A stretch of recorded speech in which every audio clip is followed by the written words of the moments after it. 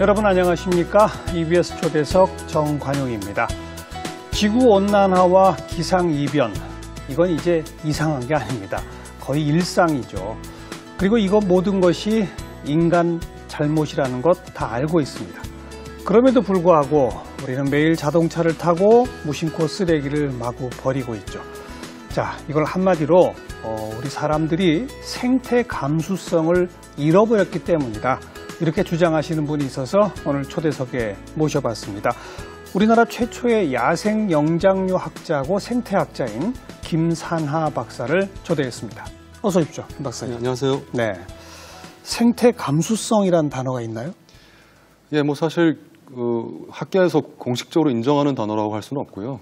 어떻게 보면 이제 일상 언어랑 지금 현재 지구가 겪고 있는 위기를 생각해서 많은 사람들이 회자하는 걸 제가 그냥 골라서 사용하는 단어가 되겠습니다. 어떤 뜻입니까? 생태 감수성. 예, 제가 생각하기에는 세상에 대한 나의 상관성, 어떻게 표현하고 싶냐면요. 좀 나와 세상이 어떻게 연결되어 있는지에 대한 감, 예, 그런 거에 대한 생각과 어떤 지식, 이런 것들을 총체를 해서 생태 감수성이라고 저는 부릅니다.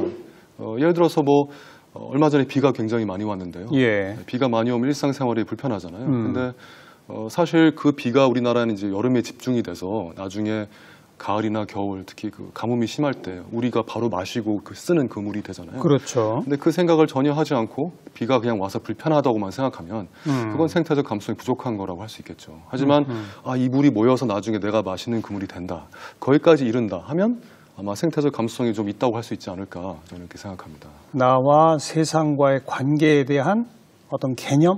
예, 개념이자 어떤 감이 느낌, 되겠죠. 예. 감각, 인식 이런 게 다. 근데 그것을 자연이라고 하는 것과 인간, 개인 이렇게 한번 연결시켜 보자. 그건가요?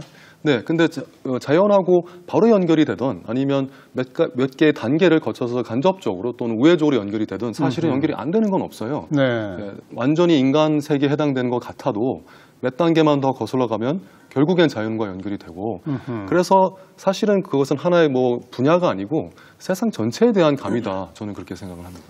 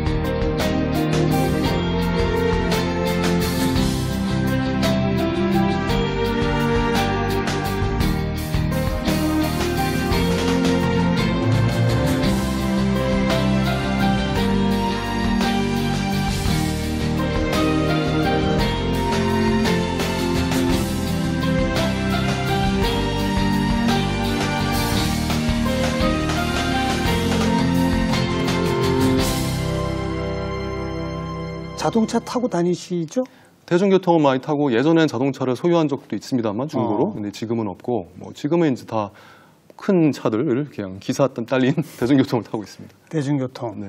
그러니까 가급적이면 자가용 이용 같은 거는 좀 자제하고 줄이는 게 좋다. 네, 뭐 사실 게다가 한국은 택시라든가 대중교통 시스템 하나는 워낙 세계에서 잘 돼 있는 나라라서 적어도 한국은 거의 필요가 없지 않나 싶고요.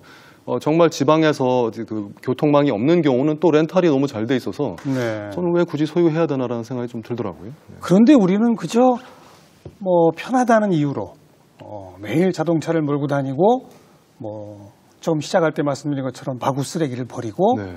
플라스틱 제품, 일회용 제품 마구 쓰고 네. 이렇게 삽니다. 네, 네. 굉장히 충격적이고요. 사실 그 문제 때문에 나왔죠, 제가.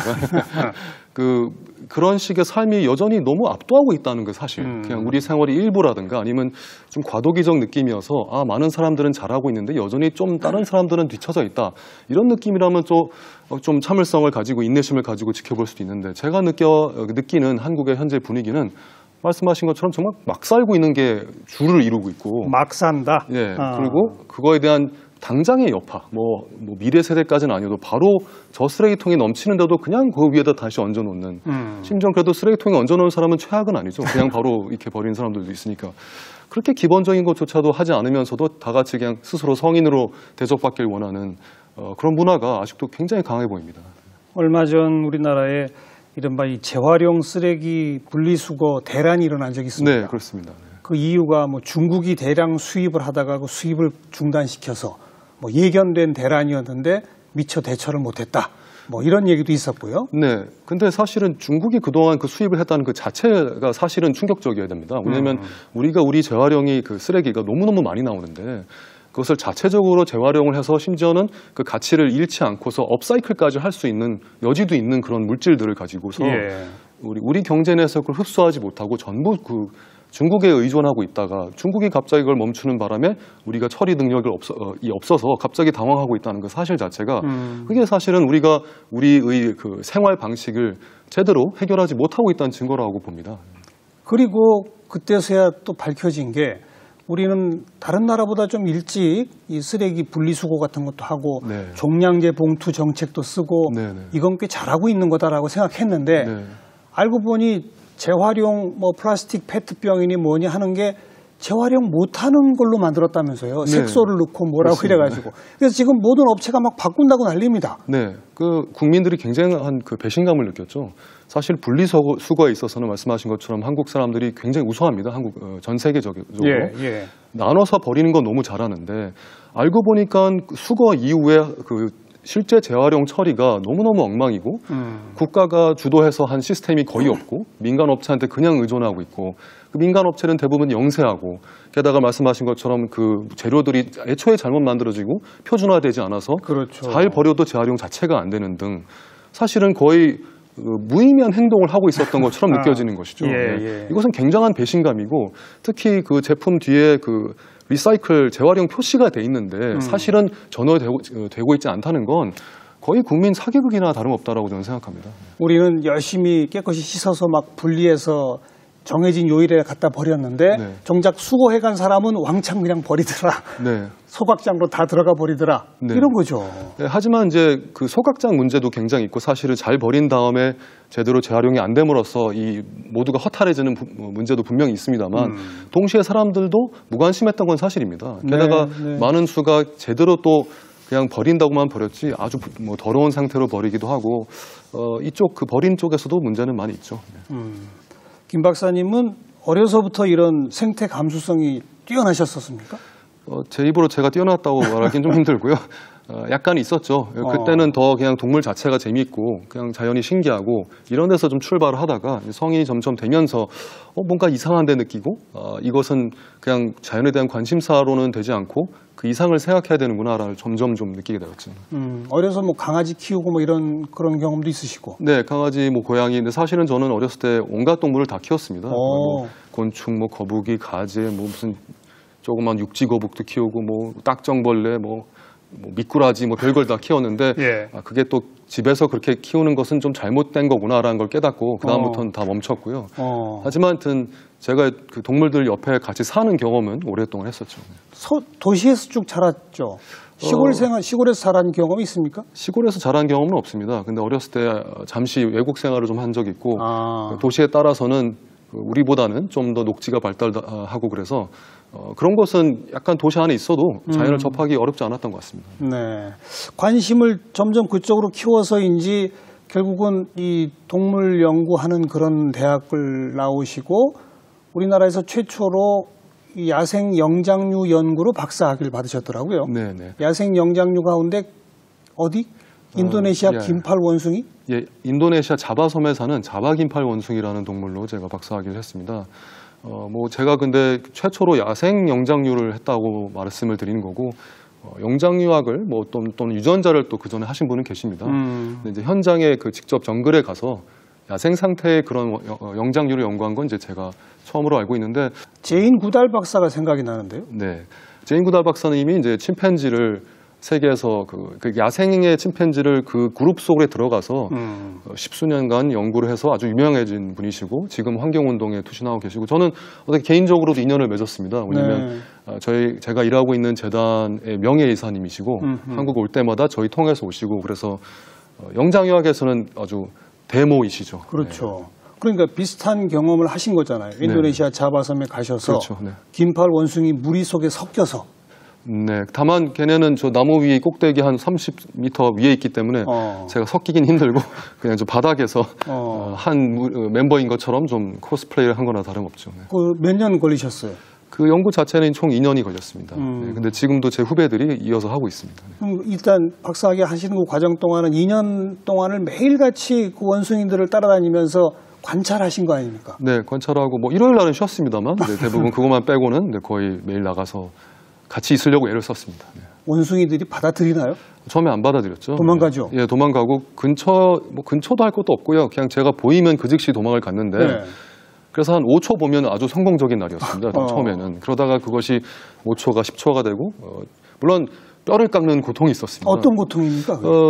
이 긴팔 원숭이라는 동물은 그 나무에서 이동이 가장 빠른 포유류예요. 새나 이런 걸 제외하면 날아다니는 새도 잡을 수 있다고 할 정도로 그렇게 빠른 애들을 이제 데리고 경주를 하는 거였죠, 거의. 왜냐면 저를 보고 도망가려고 하니까 그 뒤를 어떻게든 쫓아가려고. 정글 속을 헤치고. 그렇죠. 거기가 뭐 운동장이라도 쉽지 않았겠지만 울퉁불퉁하고 막 온갖 막 가시식물이 가득이 있는 정글 속을 막 뚫고 달리면서 걔네 어디 간지 보면서 제 인도네시아 동료들한테 무전을 치면서 막 하여튼 쌩 난리를 치면서 쫓아갔었던 그 기간이 약 1년 정도 있고요. 그 다음에 1년 정도 그것이 이제 같이 다닐 수 있구나라는 걸 안 이후에 이렇게 자료를 수집했고 한 기간이 1년이 있습니다. 그러니까 1년이 지나니까 그 긴팔 원숭이들이 김사나 씨란 존재를 받아들인 거죠.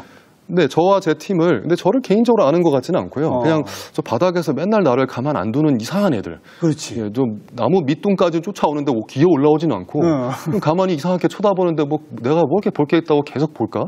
하지만 쟤네가 날 해치지 않으니까 탐탁치는 않지만 그냥 놔두는 정도인 것 같습니다. 해치지 않는다는 걸 알기까지 1년이 걸린 거군요. 그렇죠. 네, 왜냐면 걔네 입장에서도 이제 에너지가 드니까요. 도망다니려면 에너지가 들죠. 그렇죠. 그래서 원래 게다가 숲에서 아는 동물이 아니고 이상한 애들이 입은 것도 이상하고 그러니까 당연히 처음엔 도망을 가는데 이거 해보니까 에너지 낭비 같아 이러면서 그냥 놔두자 뭐 이렇게 봐주자. 네, 될 거라고 봐야 되겠죠. 네.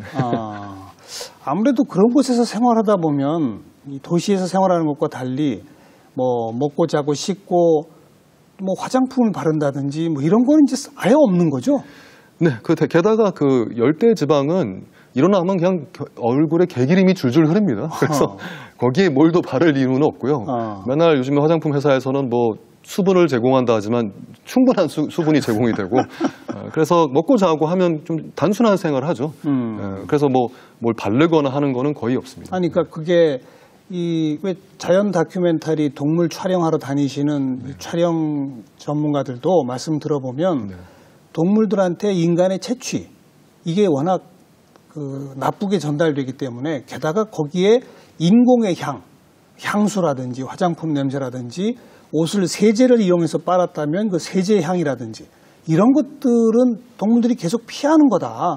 그 냄새를 완전히 없애기까지 몇 달 동안은 그냥 그 속에서 뒹굴 수밖에 없다 이런 얘기를 하던데. 맞습니다. 근데 동물 종류에 따라서 그런 냄새에 굉장히 민감한 종을 쫓아다닐 때는 정말 약간의 그런 세제 같은 것도 있으면 안 됩니다.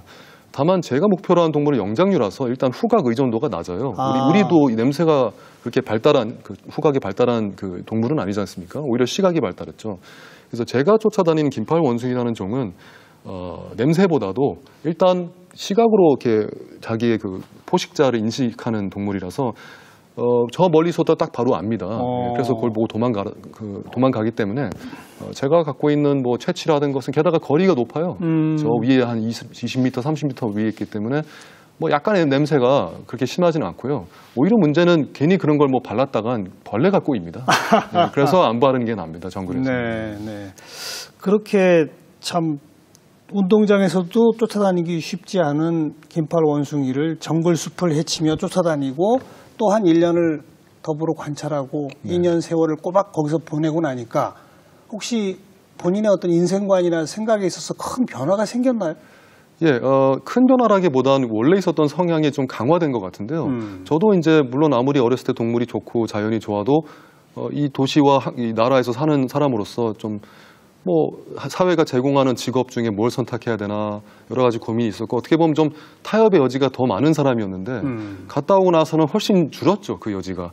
그래서 그 사람들보다 좀 그냥 도시 환경에서 적응하는 게 좀 힘들고 웬만한 것에 대해서는 아까 제가 분장도 안 한 것처럼 이제 안 하겠다 이런 게 좀 많아졌습니다. 네. 도시 생활에 적응하기가 제일 힘든 게 어떤 겁니까? 제일 힘든 건 사실 소음이에요, 저로서는. 소음? 예, 소음이 제일 힘들고 그 정글이나 숲에서 일어나는 소리들은 각자 자기가 낼 만큼만 조금씩 내고 게다가 그 동물이 이제 그 자기 볼 일이 끝나면 그만하고 어떤 자연스러움이 있는데 여기서는 아무 때나 이제 핸드폰이나 이런 게 막 시시각각으로 튀어나오고 엄청난 그 수의 방송들이 있고 사람들이 게다가 밀집해서 사는 그런 아파트 단지 안에서는 한 사람이 큰 소리도 다 울리는데 예. 한 명씩 돌아가면서 하면 그래서 그런 것들이 모이니까 특히 한국에서는 이제 좀 무감각해진 것 같아요. 다들 귀에다 뭘 꽂고 있어서 그런지. 그래서 저만 혼자 무슨 옆에서 소음이 일어나면 막 못 참고 난리인데 다들 보면 평화로운 얼굴들이시더라고요. 소음이 견디기 힘들고. 네, 그게 제일 힘듭니다. 아파트 생활도 잘 적응하기 어려우실 것 같아요. 예, 근데 최근에 제가 옛날 아파트인 곳으로 이사를 갔는데 다행히 저 끝에 살아서 좀 덜합니다만 뭐 사람들이 말하는 그 층간 소음 문제라든가 이런 게 항상 있죠. 복도에서 말하는 소리가 그렇게 크게 들리더라고요. 그래서 저는 이렇게 원래 이제 동물이라는 존재도 이렇게 어딘가 작은 은신처에 숨어 있고 그런 거로부터 자유롭고 싶은 건데 우리는 어쩌다 보니까 다 몰려 사니까 이런 거로부터 좀 항상 자유로울 수 없는 상황인 것 같습니다. 네. 그리고 이 콘크리트와 콘크리트 건물 사이를 가로지르는 그 건물풍이라고 그러나 네. 이런 바람 이런 것들도 자연적인 바람과는 좀 다르고 네. 통풍, 환기 이거 자체가 좀 잘 안 되잖아요. 그렇죠. 사실은 현대식 건물은. 네, 원래 옛날식 한국 그 가옥이었다면 툇마루도 있고, 그렇죠. 그 앞뒤 문을 열면서 이제 맞바람이 칠 수도 있고, 그 공기 그 통풍이 당연히 다르겠죠. 아파트는 현재 아주 희한한 육각형 건물이 엄청 높게 막 상령갑처럼 꽂혀 있는데 그런 구조물은 세상 원래 자연적으로는 없지 않습니까? 네. 아무리 그 그랜드 캐년을 가도 되게 좀 희한하게 생긴 것들이 부정형이 많죠. 그렇게 규격화된 막 그 네모 사이를 부르는 바람은 그냥 통과하기 위한 바람이지 그 모든 집들을 다 이렇게 조금씩 통풍시켜주기는 어렵습니다.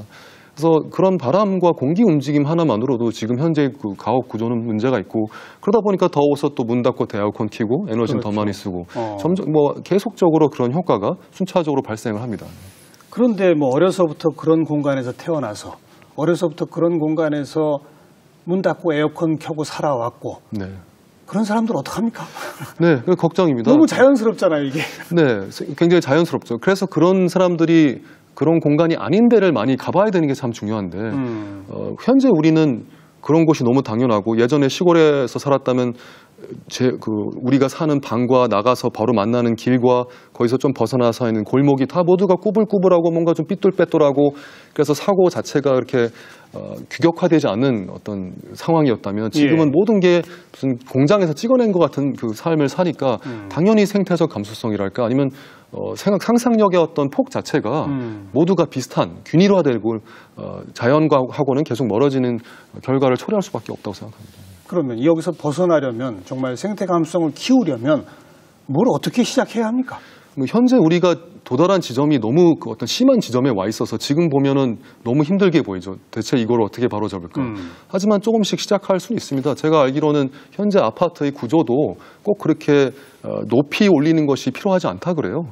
그걸 훨씬 낮은 층수로 해서 약간 더 퍼지게만 해도 해결이 가능하다고 하고 현재 게다가 이제 아파트가 그런 식으로 그냥 모델하우스를 찍어낸 것 같은 거 말고 좀 더 개성 있는 건물들로 만들어낼 수 있다고 봅니다. 사람들이 라이프스타일과 추구하는 가치들이 조금씩 바뀌어야 되겠죠. 저는 출발선이 거기 있다고 생각합니다. 그래서 사실 지금 저는 그런 그 감이 사람들한테 이미 있다고 생각을 해요. 되게 좋은 뉴스를 봤을 때, 가령 페이스북 같은 데서 사람들이 뭐 그 위기에 빠져 있거나 망에 걸려 있는 동물을 누가 지나가다 풀어줬다, 구해줬다. 너무너무 좋아합니다, 사람들이. 맞아요. 예, 그럴 때마다 감동하면서 저렇게 살고 싶다. 특히 자기가 풀어줬을 경우엔 그 자랑스러움 이를 말할 수가 없어요. 그래서 그런 식의 행위들로서 다시 재편되는 삶이어야 되겠죠. 그냥 쓰레기 아무데나 버리고 그냥 하루 소비 잘하는 재미 말고 그런 게 설사 지금 재미있어도 다른 재미들로 일단은 교체를 해서 점점점 그 재미가 강화되는 삶으로 가야 되지 않나 생각합니다. 아이들을 그런 이 생태 감수성을 키워주겠다고 해서 동물원에 자주 데려갑니다. 네. 그건 어떻게 생각하세요?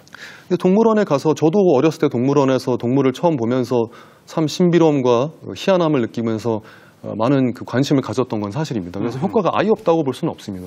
하지만 지금의 동물원은 이제 얼마나 다 각종 그 문제가 많은지 예전에는 잘 몰랐던 것들이 다 밝혀지고 있어요. 특히 동물을 가두었다는 것은 자연계에서도 온갖 종류의 고통은 원래 있습니다. 뭐 그 살을 무슨 칼로 찌르는 듯한 고통을 잡아먹히면 사실 느낄 수 있잖아요. 또는 뜨거운 물에 들어가는 그 고통도 마그마에 이제 몸이 닿으면 느낄 수도 있는 거예요. 근데 세상에 원래 있지도 않았던 고통은 뭐냐면 어느 한 곳에 갇혔는데 게다가 먹이는 지속적으로 공급되고 그렇죠. 그래서 죽지도 못하면서 계속 사는 그 고통은 원래 지구상에 존재했던 적이 없어요. 동물원이 그것을 사실 하고 있는 곳이고 게다가 제공하는 삶의 그 환경이 좋지가 않습니다. 특히 뭐 고래라든가 영장류처럼 고등 동물들은 그 갇혀있다는 사실 자체를 인식을 하고 굉장히 괴로워하는데 그걸 또 풀어주지 않고 그냥 그걸 보면서 저거 봐 돌고래야 이런 것들이 아직도 이루어지고 있는 것이죠. 그런 곳에서는 아이들이 배워도 잘못 배우는 것들이 더 많아질 수가 있기 때문에 설사 긍정적인 효과가 있어도 그냥 동물원만 계속 데리고 간다고 해서 감수성이 제대로 키워질 거라고 보지는 않습니다.